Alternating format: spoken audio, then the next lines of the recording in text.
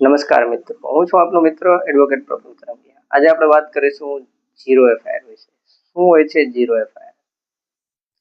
તમે ક્યારેક એવું સાંભળ્યું હશે કે ગુનો કયા વિસ્તારનો હોય અને તમે નજીકના પોલીસ સ્ટેશનમાં એફઆઈઆર નોંધાવવા જતા હો ત્યારે પોલીસ એવું કહેતી હોય કે આ અમારા વિસ્તારનો ગુનો નથી, આ અમારા જ્યુરિસ્ડિક્શનમાં નથી આવતો, તમે ફલાણા પોલીસ સ્ટેશને જાઓ, ઢીકડા પોલીસ સ્ટેશને જાઓ, એવું તમે સાંભળ્યું હશે.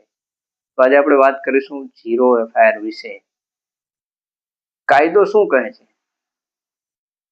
ગુનો ગમે તે વિસ્તારનો હોય, તમે નજીકના પોલીસ સ્ટેશનમાં ઝીરો એફઆઈઆર નોંધાવી શકો છો. ધારી લો કે આ વિસ્તારમાં કોઈ બનાવ બન્યો અને તમને સૌથી નજીક તે વિસ્તારથી સૌથી નજીક જે પોલીસ સ્ટેશન લાગ્યું, તમે ત્યાં ગયા તો તે સંબંધિત પોલીસ સ્ટેશનમાં ઝીરો એફઆઈઆર નોંધવી પડે કાયદા મુજબ. પછી જે એફઆઈઆર પોલીસ નોંધે છે તેમને ઝીરો નંબર આપવામાં આવે છે. ઝીરો નંબર આપ્યા બાદ તે ઝીરો નંબરની એફઆઈઆરને સંબંધિત પોલીસ સ્ટેશનમાં ટ્રાન્સફર કરવી પડે છે. આને ઝીરો એફઆઈઆર કહેવાય છે.